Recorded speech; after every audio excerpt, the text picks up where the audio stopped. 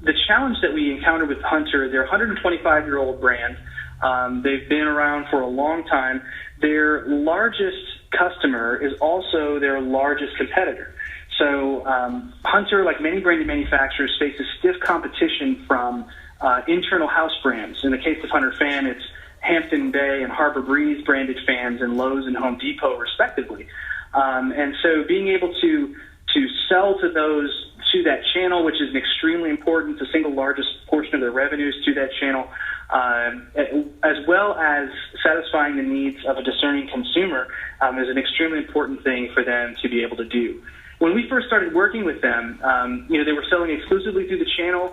Their B2B marketing system had gaps and issues where product data was being managed largely in spreadsheets. I don't know if that is familiar to you at all, but it is certainly a part of their world. Another issue that they had is that data governance was also a significant challenge. So how to manage data once it was and put it into the spreadsheets or other features caused significant problems for them. They also needed a B2C mobile strategy because over 50% of site visitors are via mobile. That's a combination of mobile and tablet. And I'm sure a lot of you on this call can relate to this, where a consumer is in the store, they've got their smartphone out, they want more product information, they're going to check out reviews, they may want to download a spec sheet or just in general find out if they can find your product cheaper somewhere else. On the business side, we talked about a little bit about data being in a lot of different systems. It really was majority of it was in Excel files. There's a lot of manual processes where errors were introduced into that product data. They have at any given time 700 active ceiling fans, but a back catalog of approximately 50,000 SKUs of previous fans, parts for current and legacy fans, and things like that are all contained within there.